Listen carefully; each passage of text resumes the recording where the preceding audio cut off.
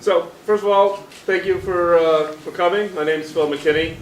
I'm the Vice President, Chief Technology Officer for HP's Personal Systems Group. So, I have responsibility for the overall product strategy, product roadmaps, R&D for all of HP's PCs, laptops, handhelds, displays, workstations,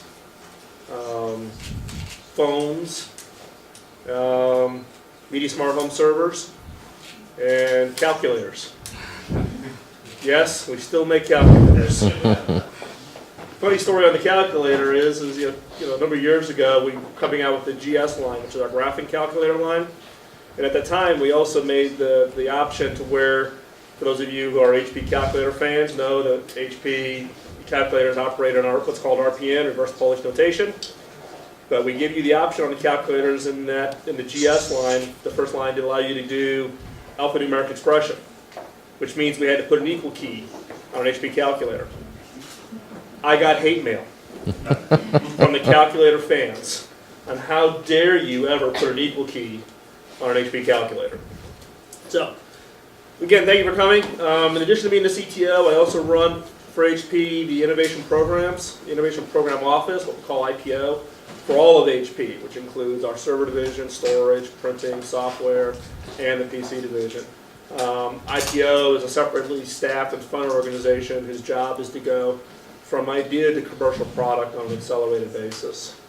So I'm here for the next, probably next 40 minutes or so. I'm going to talk maybe 20 minutes or so to give you a little bit of behind-the-scenes look on the research that we've been doing historically up till now, and what we're going to be doing as far as research around touch. Seeing our TouchSmart product, we just came out with new versions, the 25-inch version, and here at the show we also have announced a commercial version of the TouchSmart. In fact, the consumer version proved to be so popular, our commercial customers were walking into retail and buying them 10 at a time because we didn't have what we would say was a commercial version of the platform. So I'm going to talk, for 20 minutes or so, but feel free to interrupt, feel free to ask questions, and I want to leave plenty of time to, chat and discuss here, at the end. You think back along the overall history of touch, people, typically, think about touch in the context of some of the more recent consumer devices, such as the iPhone, and what it delivered as far as touch. What a lot of people probably aren't familiar with is the long history of touch inside of HP, particularly within HP Labs, and even some of our earlier products. And so I affectionately refer to HP's marketing department as the world's greatest stealth marketing organization. We have all these great capabilities, but a tough time to get the message out into the marketplace and make people aware of just what we're doing inside of HP. I mean, let's put it in context. We're 300,000 employees now, post the EDS acquisition. We're more than 100 billion in revenue. We've got, we've got about 33,000 patents in the patent pool. We get 11 patents issued to HP each and every day. 600 researchers at HP Labs. We operate in 170 plus countries. We're big. There's lots of things going on in HP. If you ask any one person, I remember someone asked a question during the last session about the left not knowing what the right is doing. It was education, I guess it was your comment on it, and let's face it, I can't even know everything that's going on inside of HP. I should be given my role inside of HP, but we are a large organization. So give me a little bit of history of HP Touch. So. Actually, some of you who are at breakfast this morning cannot answer this question because you already know the answer to this question. So this little test, if you think back through the HP products that you know and are familiar with, what do you think of as being the very first HP Touch product in the marketplace? The handhelds. Handhelds, the iPads? iOS, even before. Yep. Anybody else? LX series. The what? The LX series. The LX series, yep. The old Jornada lines, going back even further, yep. The actual first HP Touch product produced in 1981 called the 2700. Now, I would actually ask you to ask any HP employee if they'd ever even seen a 2700. It was a product that was only produced for 1 year. It was released and put into the market. It was so outlandishly expensive. It was unbelievable. In fact, I've only ever seen a picture of one. I've never seen one live. The only known existence of a 2700 today is in a private museum in Australia. If you want to see it online, you go to HP, I think it's hpmuseum.com or hpmuseum.org. It's not operated by HP. It's a private museum, and they were able to acquire a 2700. It was the first set product aimed for graphic artists, and it actually used a light pen touch mechanism. So it was touch sensitive to where, depending on how hard you push, the thickness of the brush. This was 1981.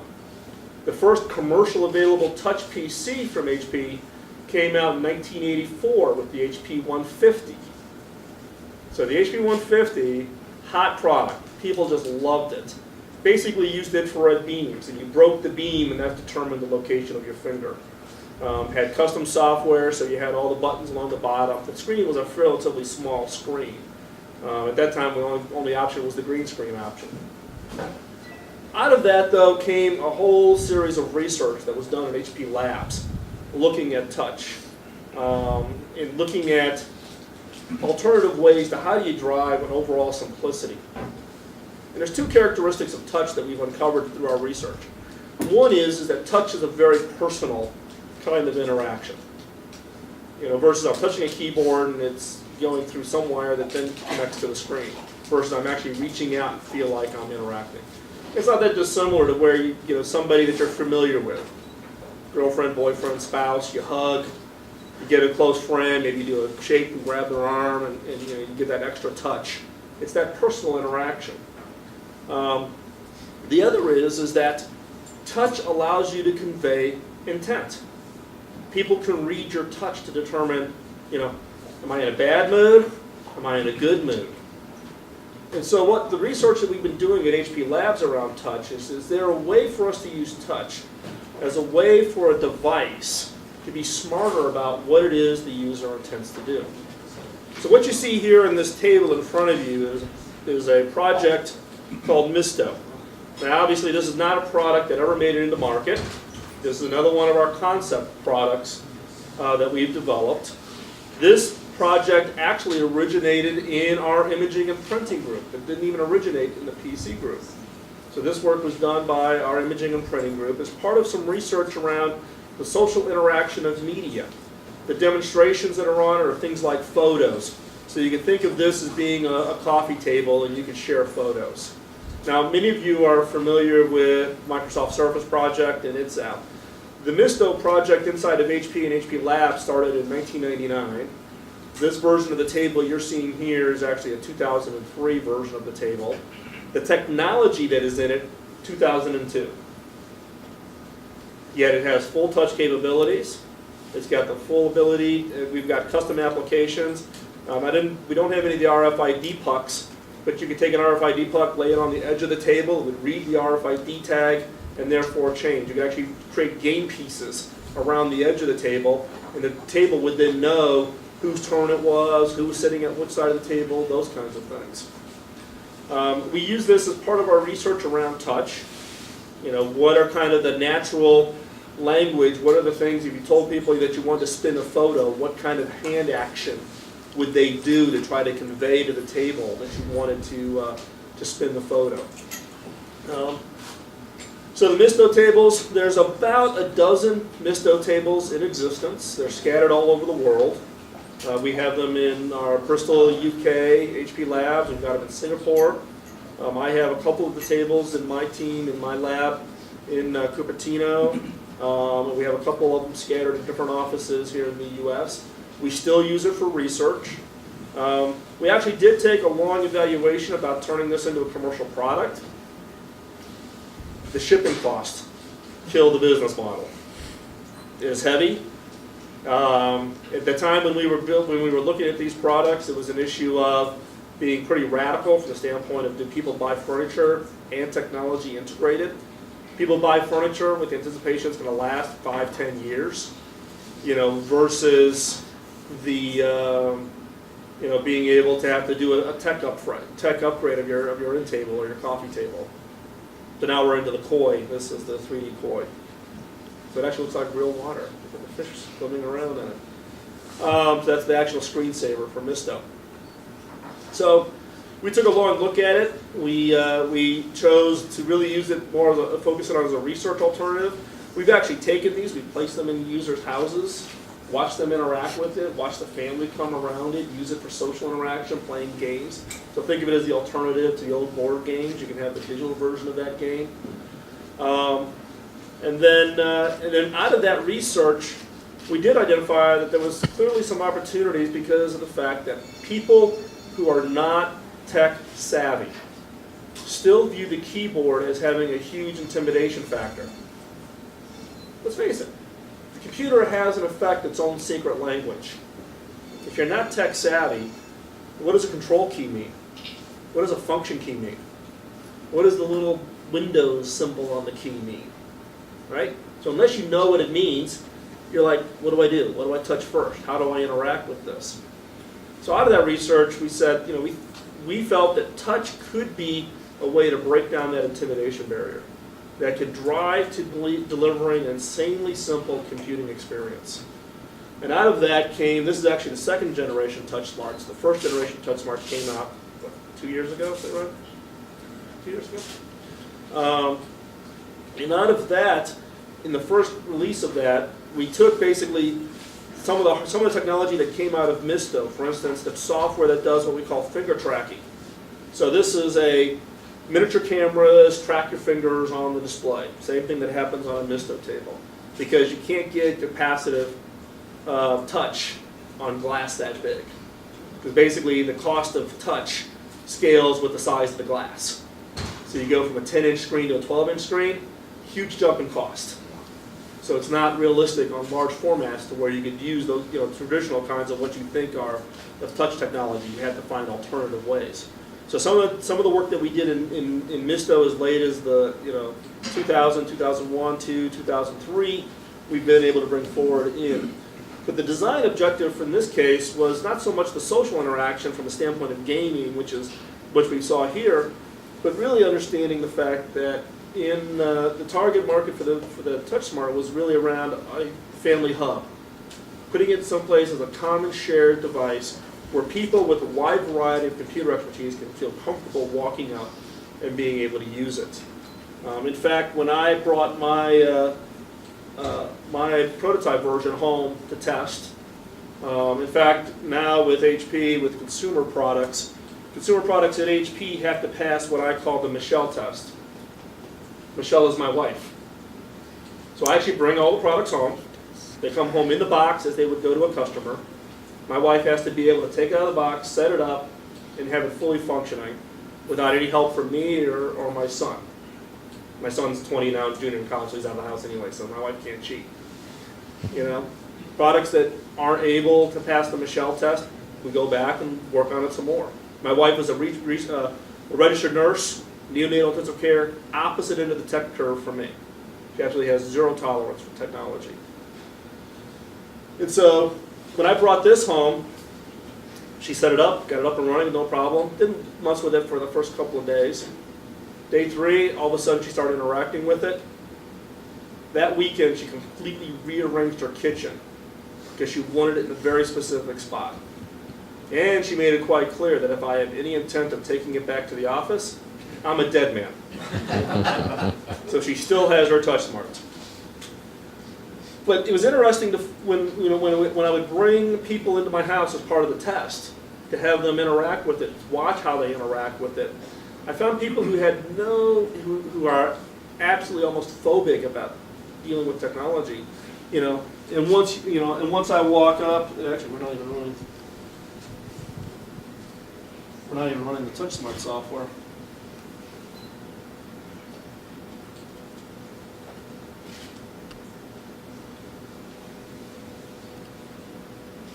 So once I'm running the TouchSmart software, and the fact that I can go in and I show someone just as simple as that motion and then walk away, they immediately know how to interact with it. And the fact is, with the design objective is that if you know how to use an ATM machine, you know how to use a TouchSmart. So with that, at least in my observations, we found that it really did reduce this barrier. It took away this intimidation factor of the keyboard. What we also have learned in our experience with touch, and particularly with the Misto table and continuing on with the TouchSmart is that you do have geographic differences in touch language. The whole objective of a touch device is to make it easy to use. But if I come up with my own obscure touch language that you have to learn in order for you to be productive on the device, all I've done is I've taken a secret language of a keyboard and translated it to being a secret language of touch. So how do I build into the device the ability to know how it is you want to touch, how it is you want to interact? So for instance, in certain parts of the world, here in the US, for instance, it's quite polite to point. Someone asks a question, you're next to ask the question. Pointing is not viewed as being rude. In other parts of the world, you don't point. They won't even use a single finger to point at a device. They'll use two-finger point. They'll point with their thumb. All having different interactions. The other is that if I walk up to somebody who clearly has a PC experience, such as TouchSmart, and I say launch an application, most people will double tap. Why? Because they translate the action we do with a mouse. We just completed a 7-city research project in India, 2,000 users with a touch device, put it in people's homes to watch how they interact with touch. Most of those people didn't own a PC, had never owned a PC. You put that device in front of them and you say, how would you go select and look at the weather? They single tap, they don't double tap, because they have no concept of what a mouse is. They don't know what double clicking means. So these are all slight interactions that either can become barriers, because if you require that they double tap, and you're trying to bring touch to a part of the world that has never had technology, we're trying to bring this ease of use to a new kind of segment of users, you've got to be able to interpret that. In the Western world, if I said, you've got this picture, you want to scale it bigger, how would we do it? We all know what this means now, thanks to Apple, right? We all know the pinch mechanism. Other parts of the world, they don't know what the pinch mechanism is. They'll use their two fingers and grab the corners. They'll drag the corners to try to make it bigger. They'll just grab it and slide, they'll grab the edge of the photo and pull it. But is that a move, or is that scaling it bigger? These are all different interpretations. So what my team has been working on is going around the world, giving people touch technologies, whether it's Misto-like tables or TouchSmarts or these new devices that we've been experimenting with in India, and just asking people to do what it is they would normally do. You want to select something, you select it, and we watch what they do. The intent is that, albeit it's not available today in our products, but is to make the touch product smarter. So that as you walk up and I interact and I touch it with two fingers, I go, odds are this person may be from Southeast Asia. For instance, in Korea, they tend to do two-finger touch. So once I know that, then I go, that's the case. That means they may not do pinch, they're going to do these kinds of motions. So in effect, adapt the language, adapt the interpretation of touch for each user, rather than me requiring the user to learn a new touch language. And this is what's fundamentally driving what we think is a new level of ease of use in the form of touch. Now at the same time, we don't think touch is the panacea. It's not the end-all result. Touch isn't a fix for everything, and touch should not be applied to every possible device out there. We spent a lot of time looking at what should be the next device, and the next device we put touch on was the TX2. So TX2 is a tablet device. It allows you to flip it down, does the pen, normal pen tablet perspective, but it's also a full multi-touch. Using the same software layer that's on a TouchSmart, slightly different in the fact that we don't have as much screen real estate here, so it's redesigned appropriately for the screen real estate, but allows you to do all of the multi-touch capabilities. Why the tablet? Because this goes back to my original comment about touch being very personal. In a TouchSmart, you walk up to it. You're having an interaction. It's personal from the standpoint that I'm physically touching something. I'm getting a tactile feel as I'm interacting. The tablet, we also feel being a very personal device. I can hold it in my hand, I can interact with it, I can flip through my browser pages, etc. We have done tests with touch on normal laptop screens. Part of the challenge is ergonomics. I've got the keyboard in front of me, I've got the monitor behind me, my hand is sticking out. You're not going to have your hand sticking out there for very long before you start getting pretty tired. And what you find is people will do that as a novelty early on. They quickly revert back to keyboard, they quickly revert back to mouse. You don't solve the challenge of appropriateness of technology to the problem you're trying to solve. You know, yeah, you can put touch in everything and use it as the buzzword, and to be quite honest, one of my, my one prediction for 2009 is I think touch is going to be an overused term in 2009. Boy, and that's a high-risk prediction, isn't it? You know, just like last year, the word innovation was like everywhere. You couldn't do anything without the word innovation or something. So, 3D. what's that? 3D. 3D. It's going to be overused. Yeah, 3D is going to be overused, but I'm all, you know, I figured that out after I made the prediction on Forbes. I was on a video interview with Forbes.com, and I commented about 3D, and then I got thousands of emails. And see, now this can even tell you that this is an HP Labs prototype because it's already crashed. Right? So, you know. I thought that was an effect. Feature. And so where are we going with touch? So part of this research that we're doing now is these things like we do in India. 2,000 users, 7 cities. We actually go out, we put devices in people's homes, we go in, we do these observation studies, and we capture how it is they naturally interact with it. We're doing this all over the world, not just there. We believe that touch can get over the barrier, particularly into the new emerging markets. In the case of India, we chose homes that both were literate and illiterate, meaning that people couldn't read or write the local language. The barrier there is they can't use a keyboard. Right? They can't use the traditional icons. It's got to be a graphical view. But a lot of what they can do in India is through touch. They do have, you know, basic ATMs and some other kinds. They may have some familiarity. We found that touch unlocked access to technology to people who would not have access to technology, given other constraints. So we believe that appropriateness for market segments and to the right devices can be a huge breakthrough in opening up new market opportunities and bringing technology to people that just would not have access to it in its traditional form, you know, as it sits today. So we are continuing that research. We continue this research literally, you know, from the 81, 82 version of the 2700, the HP 150, the Misto, 99, 2000, 2001, to bringing out the TouchSmart, the original one in 2006, 2007, to where we are today with the latest version of the TouchSmart. We have entire labs and HP labs focused on touch, focused on gestures. We think the next iteration of touch is going to go to gestures.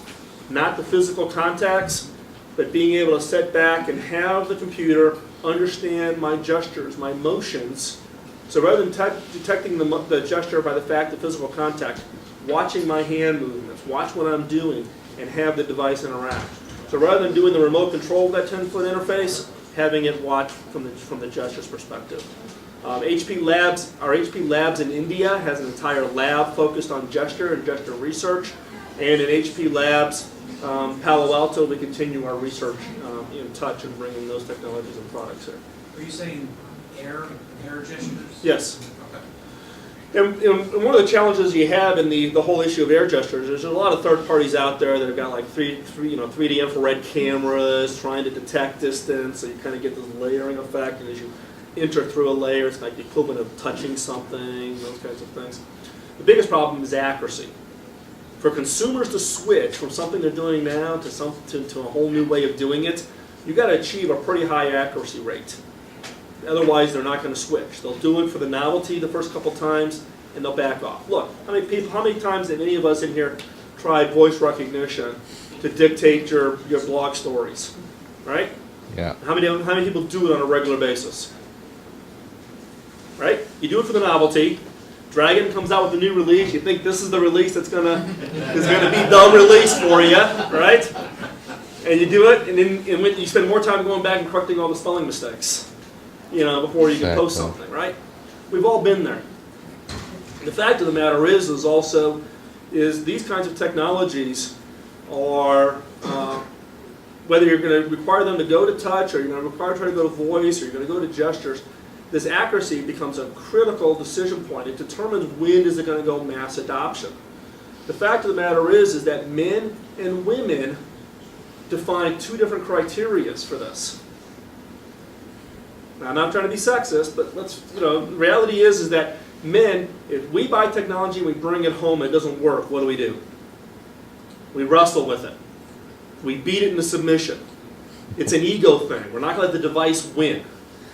Right? We're going to get online, we'll talk to our friends, we'll download the new patch that came out since I got it, we'll fiddle with it, we'll sit it on its corner and shake it and get it to work. Women have the 3-strike rule. Doesn't work the first time, they're annoyed. Second time it doesn't work, now they're upset. Third time it doesn't work, it's out. Back in the store, in the garage, in the den, don't care, not going to deal with it. To get mass adoption, you've got to be able to pass and be at a high enough quality to get past the 3-strike rule. Meaning you've got to be able to work reliably, consistently. Let's face it, how many times have you tried doing voice dialing on your cell phone? After the second or third time of having to repeat the number because it can't hear you, you give it up. And you just go back to dialing, right? So the 3-strike rule is a huge barrier to these new kinds of interactions. It's one of the reasons why, starting off in research in '84, coming out with really the first viable touch PC, you're talking, 22 years between the HP 150 till we deliver the TouchSmart. 22 years of research to get it right before we would put an HP name on a product and bring it out into the marketplace for a mass offering as far as touch is concerned. It takes that kind of research and those kinds of efforts to get over these kinds of barriers. It's also one of the reasons why I'm not a big believer that voice can get to that 3-strike rule challenge. And I think gesture has a risk of not being able to satisfy the 3-strike rule. That's why the research that we're doing in gestures is through the use of smart rings. So rings that you literally have on your hand. The device can then interpret the rings. And these are smart rings where we actually store your profile data in the ring. So if I'm on the couch, my son's on the couch, my wife is on the couch, the device can understand my gestures different than my son's gestures, different than my wife's gestures, and self-adapt. So if you're interested in seeing the smart ring video, you can go out. Actually, I guess you can go, probably the best thing is go to my blog, philmckinney.com. There's a video, it's been out on YouTube and so whatever, of me demonstrating the smart rings. But that way you get around the accuracy. You're not dependent on a camera trying to determine. So we're trying to get to these kinds of technologies that are very easy, very simple to use, that get over the 3-strike rule. So, see, the three are making more grandiose gestures, trying to help. Yeah, well, that's it. You're trying to get the camera to, trying to recognize me, not him, recognize me. And also, you ask, for me, what's the hand gesture for changing a channel? Back, forward, up, down. I'm going up and down in the guide, down. And so, we look at gestures as kind of an interesting space. We think we eventually have to get there. Because what you want is, the whole idea is that we want to make the devices understand your intent. Not you have to learn a finite language in order to communicate, knowing that I've got to go through these kinds of sequences to select something on a remote. Can the TV understand intent? How do you make devices smarter? How do you make the devices cognitive, aware of you, rather than you having to constantly change to a new version? Computers will learn. They'll learn. They will learn. And the challenge being is that then you got to get into this, off into the weeds. Dude. Yeah. Raul Sue just came in. So the challenge being is how do you do that intelligently without overburdening the user? The key is how do we make technology insanely simple? And for us, really, 2008, 2009, what you've seen coming out of the products out today is really around this concept of insanely simple. And insanely simple really has 4 tenets for HP. First is reduction. How do I reduce the complexity and the options that I present to the user? If you're setting up your PC, and 95% of the users answer the same question the same way, why do I present it to you? Why don't I just fill it in? And if you're kind of at that fringe geek side of it, go back in and change it later if you want to. But how do I make it so simple? How do I reduce? How do I think about it, your remote control. Which buttons do you press 95% of the time? then why the hell do I have all the other buttons on the damn remote control? Get rid of them, right? The other is organize. How do I organize the system so that it's logical in how you use it? So that you don't have to learn, what the designer was thinking, but that the design itself reveals how it should be used and how you should interact with it. The third is learn. How do you reduce the learning curve? Touch is our example of how do we reduce the learning curve. If you know how to use an ATM machine, you should be able to walk up and be able to use it. And then the last is time.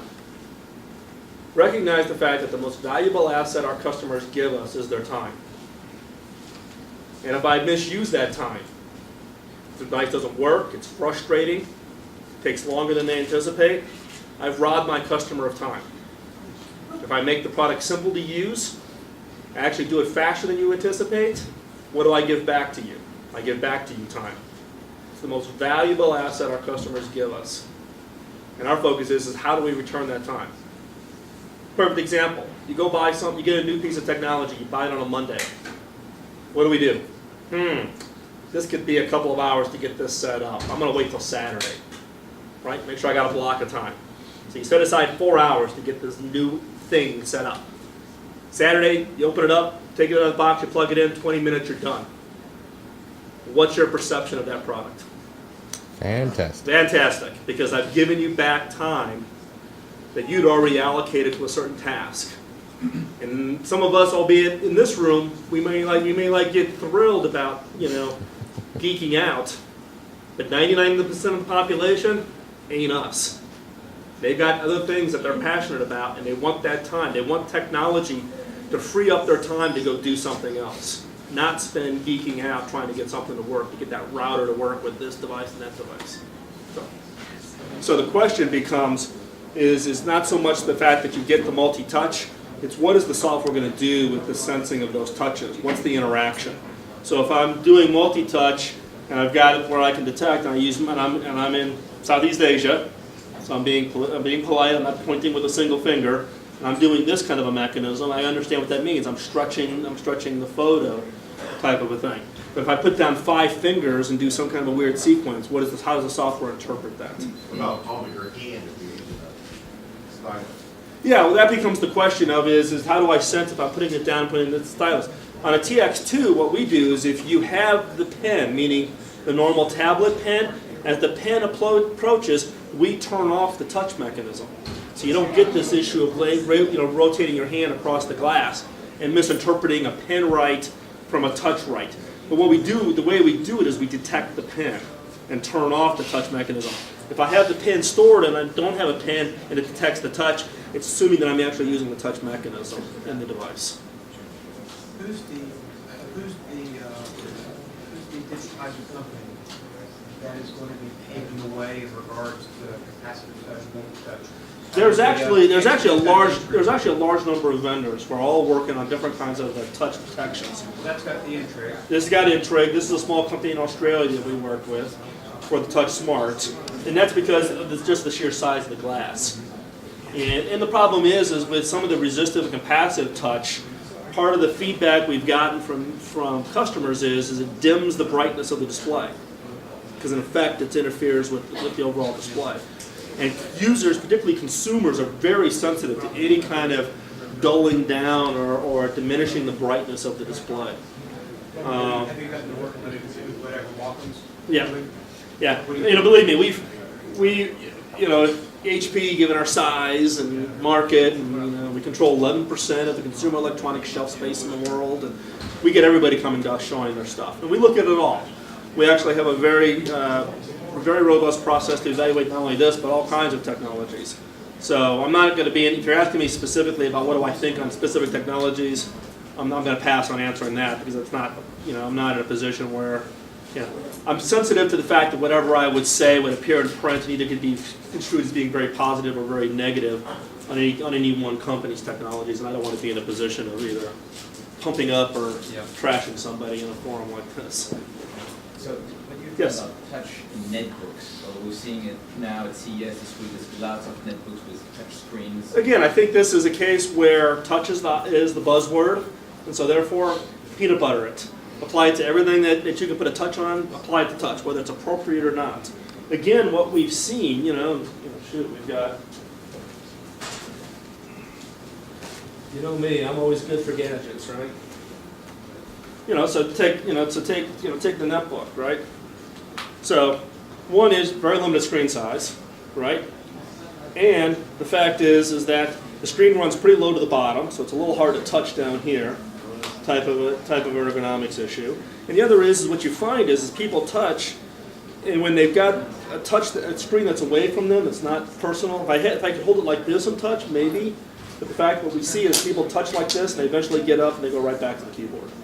So it becomes a novelty, not a leap in the way people interact with their device. And we've got prototype devices where we've put touch, in a clamshell form factor. We run the ergonomics test to see what people actually do with it. Is that your favorite computer? Is that the one you carry all the time? Let's see. In the bag, I've got a Mini Note. I got a Vivian Tam. I have a Firefly. I have my Voodoo Envy, and I have Which is his favorite. Yeah. Not that Raul is biased here or anything. And I've got a 2710 tablet. Now I'm an extreme example because I'm carrying products to show those kinds of things. What did My they say? my office, my work laptop is a 2710 tablet. My primary device that I do most of my productivity on is the Voodoo Envy. I don't typically take the Voodoo Envy into an HP meeting because I get totally abused by every other HP employee who wants a Voodoo Envy for themselves. So I avoid that by carrying my 2710 around the office, but the Voodoo Envy is the one that I use. Albeit I am falling in love with my Firefly, but at 13 pounds, I'm getting a good exercise. How many people here have seen the Firefly?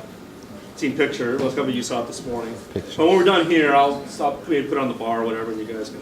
What do they say the airport security when you get? I drove to Las Vegas. I didn't fly. I drove. Because actually, to be quite honest, this is the Timbuktu extra large bag. It's the only bag I have found large enough that I can actually fit a Firefly in and carry it. And it actually holds my Firefly, my Voodoo Envy, and both of my minis, all in the same bag. And that's why I have to have it on wheels, because I sure as I can't carry it. Why can't every HP employee have a Voodoo Envy? Well, That's a good question, That's a good question. Why, Phil? Just like every other large organization, there are certain standards that HP uses for its own internal systems.